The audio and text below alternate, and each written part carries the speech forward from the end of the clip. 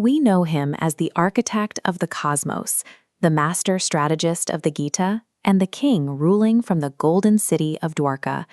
Historically and mythologically, Lord Krishna occupies a position of absolute, unparalleled authority.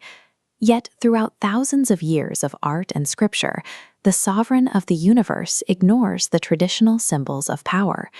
He does not wear a crown of diamonds or rubies. Instead, the highest point of his physical form is marked by a single, simple peacock feather. This raises a specific question about the nature of his kingship. Why would the ruler of the universe choose a fragile piece of organic plumage as his primary insignia? The feather acts as a deliberate physical statement. It serves as an archive for a series of observations about the laws of the universe and our place within them. To understand how this symbol entered the narrative, we have to look toward the ancient forests of Vrindavan. The texts describe a moment where Krishna's flute produced a specific frequency that altered the behavior of the surrounding wildlife. The music drew the forest's peacocks into a collective trance, causing them to dance in perfect synchronization with a melody they couldn't resist. When the music stopped, the king of the peacocks approached Krishna. In an act of unprompted gratitude, he dropped his most vibrant feather directly at the boy's feet, surrendering his most prized physical attribute. This initial meaning is centered on the concept of surrender, the moment where the individual ego recognizes and yields to a higher resonance. Beyond the origin story, there is a lesson found in the optical properties of the feather itself.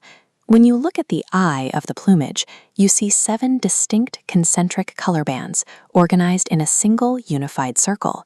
These colors represent the full range of human experience. Just as white light contains every shade, the feather holds both the deep, somber blues of sorrow and the bright, searing golds of joy.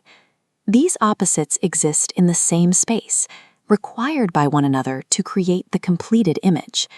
To wear these colors at the crown is to signal an acceptance of this duality.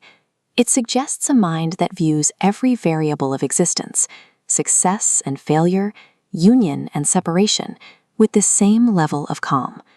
This makes the feather a visual manifesto for a balanced life, one that observes the entire spectrum of reality without being dominated by any single part of it.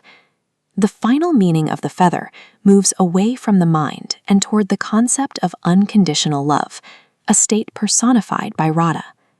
Observe the biology of how a feather is acquired. Unlike other animal products, it is never taken through force or pain. At the end of a seasonal cycle, the bird sheds the feather voluntarily. It falls away naturally, without resistance. Radha's devotion follows this same structural logic. Her love exists without a contract. It involves no demands, no conditions, and no expectation of a return on the investment.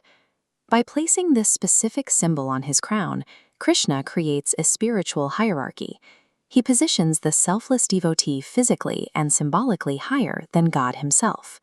The ultimate sovereign chooses a crown of surrender over a crown of power, proving that the only force capable of commanding the divine is a love that asks for nothing in return.